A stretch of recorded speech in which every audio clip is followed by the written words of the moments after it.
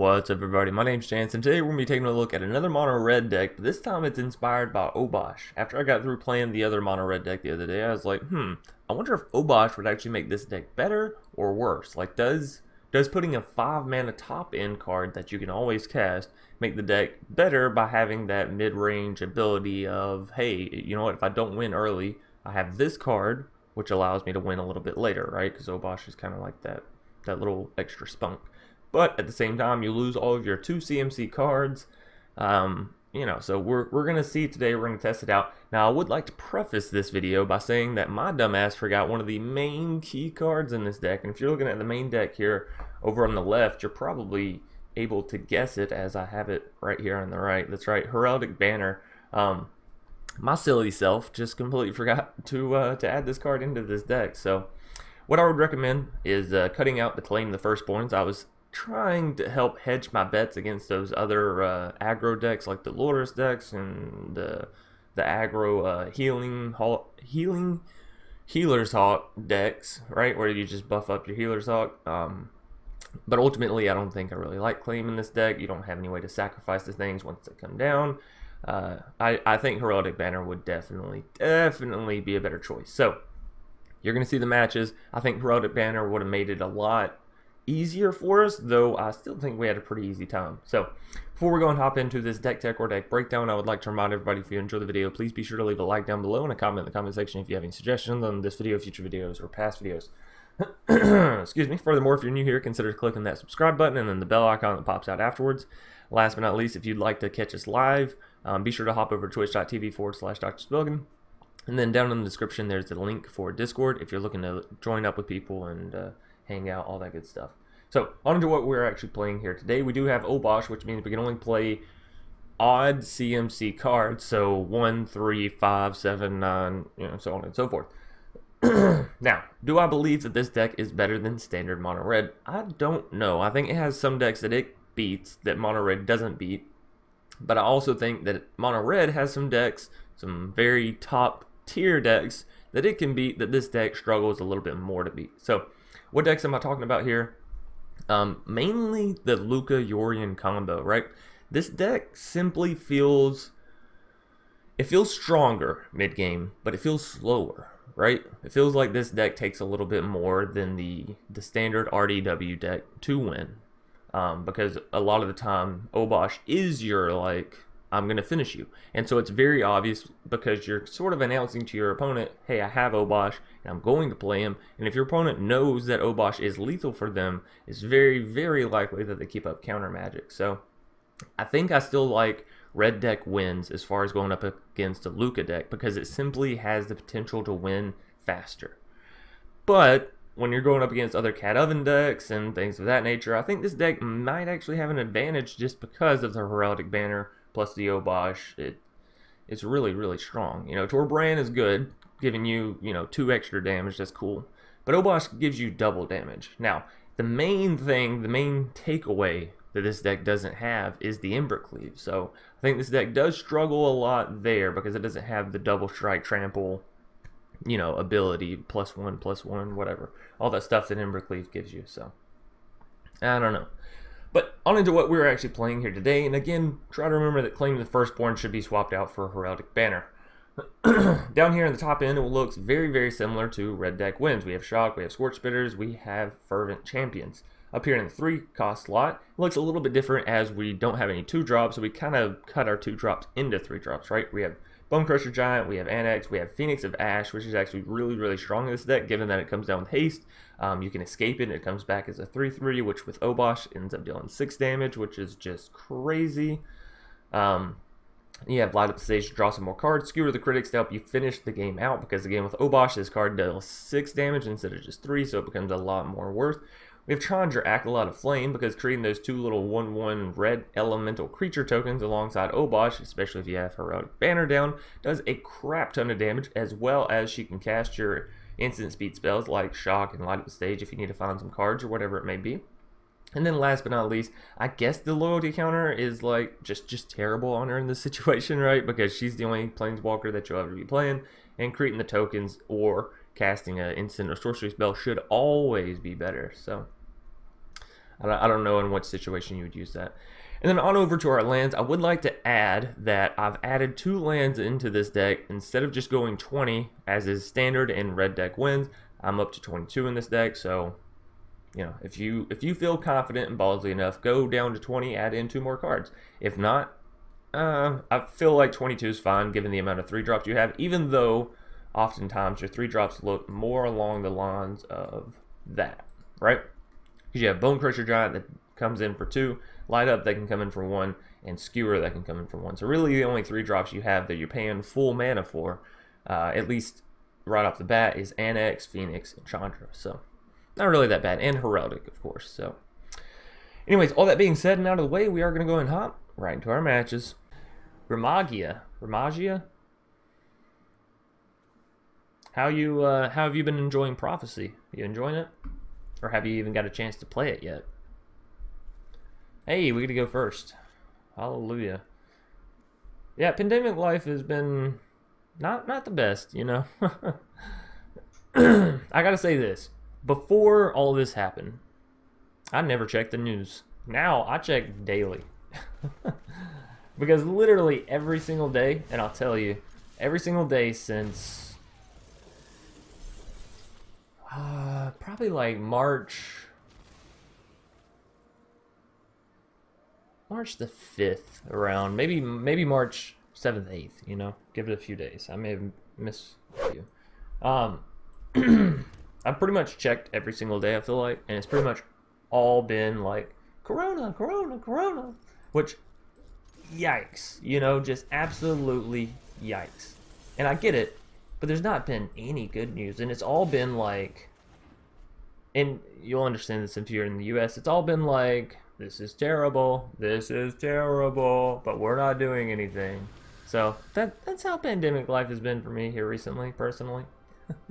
Just wondering, kinda, sorta, what's going on, you know, while we're deciding to reopen things when clearly we got over 1 million cases.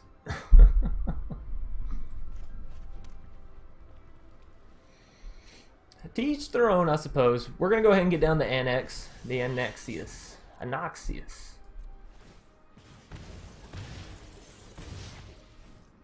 This deck loses a little bit of its explosive potential with the Steamkins, you know? Because the Steamkins are able to ramp you so much that I feel like you're able to just sort of blaze through stuff.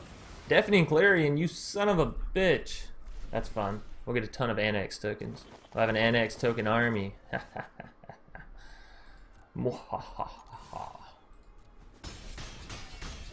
Alrighty. So we have 3 mana. 3, 5, 7. We can take them down to 4 health. If we just blast them, right? I do want to blast them with the Skewer. I absolutely want to blast them with the Skewer. Do I get down the Scorch Spitter and just hit them with a shock on their turn? I think so.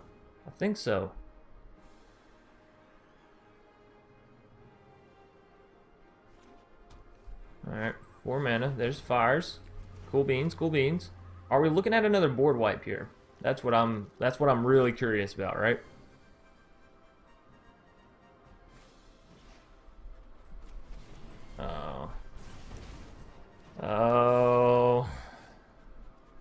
Oh no. Well, Mono Red picking up the victory once again, and we didn't even need the Obosh.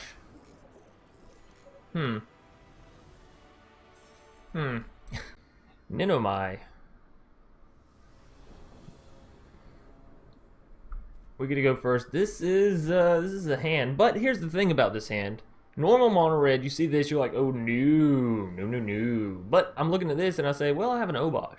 I still don't have any way to draw here, right? But I do have the Obosh. Let's try it out. Because this is probably the closest we're going to get to like guaranteeing ourselves an Obosh play, right? And it's still not even guaranteed because your opponent can always do this or that or whatever, you know? But I do want to try Obosh. I want to try getting him down, seeing if it feels worth it. Is it worth playing Mono Red Obosh to lose Embercleave, Steamkin, potentially Cavalcade if you're that kind of mono red player. Torbrand, right? You're losing some good tools when you go mono red Obosh. So is it worth it? That's what we're testing here today. Is it actually worth it? Personally, I think it's a little bit more fun than other mono red, right? Other mono red is more steamrolly, for sure though. So it's very hard to get through that. So I think we're just going to face. There's no reason to use Skewer or Shock or any of that stuff right now, you know?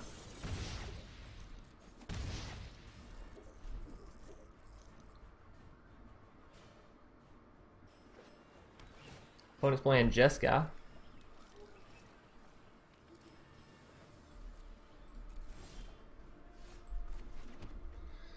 Oh, Bonecrusher Giant. Now, what we could do is just go for the damage, like kind of like what we did last game, right? Just try to get them dead before they're able to really do anything. Now, the difference is we don't really have an Anax to give us more creatures back. If I do this, it's going to be 5 damage. They're down to 9. Next turn, we can deal 2, 4, 5. They're down to 4 health following that. That doesn't sound like a bad turn of events, honestly. But what I should have done is save my Bonecrusher there for instant speed. It's okay. It's alright.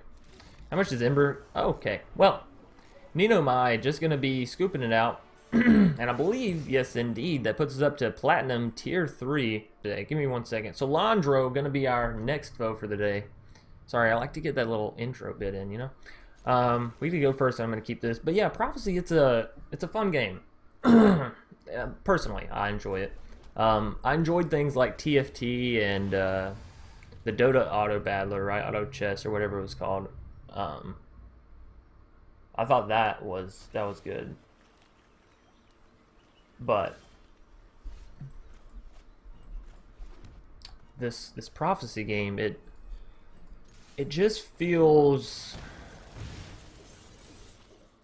how do I explain this? So TFT feels like I'm sort of sitting down and scratching off a scratch off. It gives me that sort of feeling of like, do I get to win? Do I have good RNG? You know, yes, there's some mechanics of like save your gold for late, try to reroll if you're getting bad RNG early, or like, you know, there's methods to increasing your odds. And that's pretty much how all those auto battlers are, right? There's always methods to increasing your odds of winning and yada, whatever. Anyone need a fire started? But what I really like about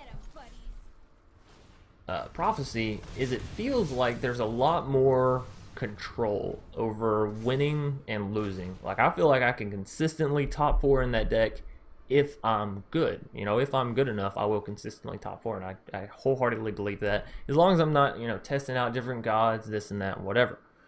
And that's just because you're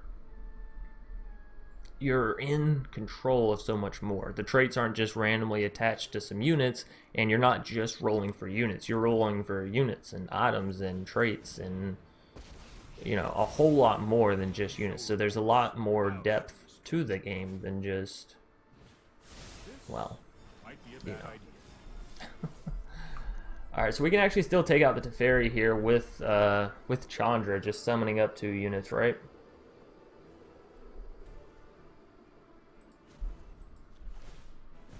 Go get 'em, buddies.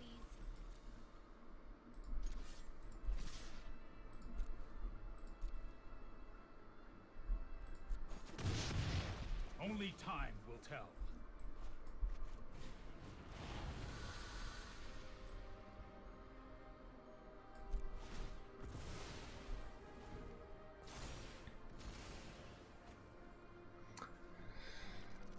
So yeah, Prophecy, good. Sorry. I got so distracted on that Prophecy stuff, and then I was like looking back here, and I'm like, we're getting flooded a little bit. But we do get the Obosh down, so I guess we'll see. My only concern is like Obosh down, wall still blocks us. And if I go to get Obosh down, they just board wipe us on the next turn because, you know, reasons. It's going to be kind of bad. Although we will still have the Chandra. Would I rather just go ahead and get down Phoenix Abash this turn? And I can even skewer, kill their wall, not worry about Obosh. I think so. I think so. Oh, there's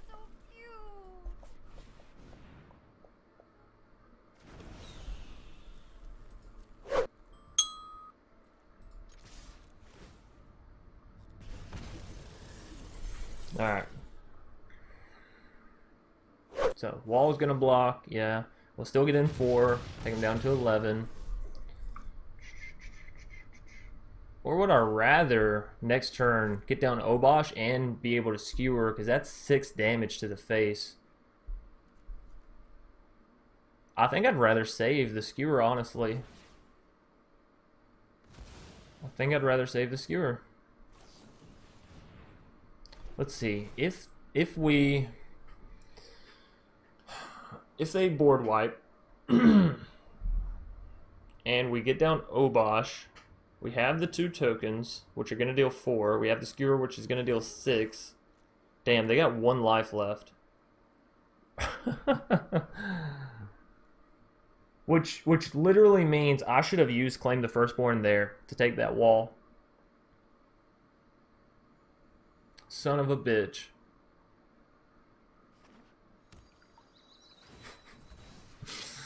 Oh, that's not good. That makes me feel really bad, because we could have had the victory then, right? Even if they board wipe us, we would have had the victory. Luca. Luca's interesting. They're going to get an agent down, right? What are they stealing with agent? Are they stealing Phoenix of Ash or like what? Because Phoenix of Ash is still going to be tapped. We can...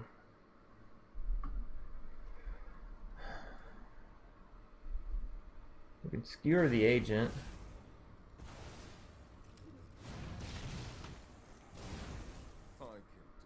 Take Chandra? I think Chandra is a better take.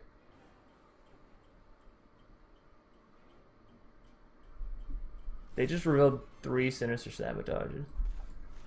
They did take the Phoenix, though. Okay.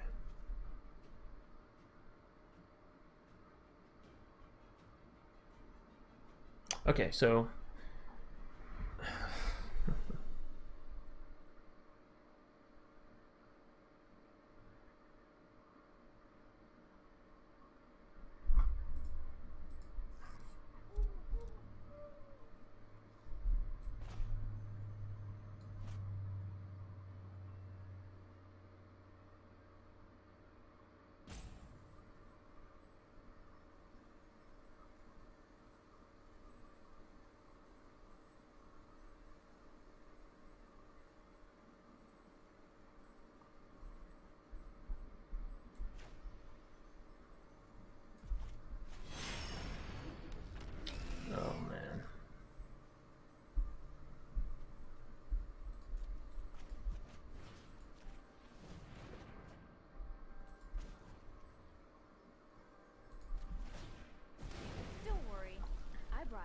Alright. So that'll deal 4. 6. 8. 10.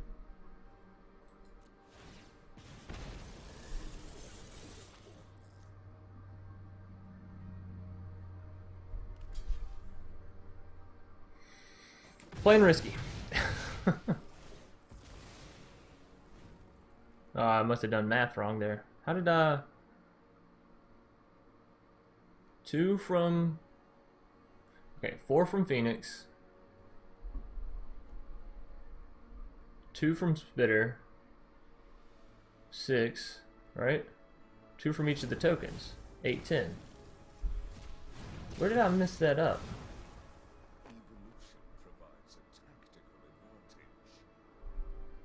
Also, they like absolutely have to gain life if they want to stay alive here, so it has to be an Omen of the Sun. Actually, even if they gain life, they'd have to gain life and take my Obosh.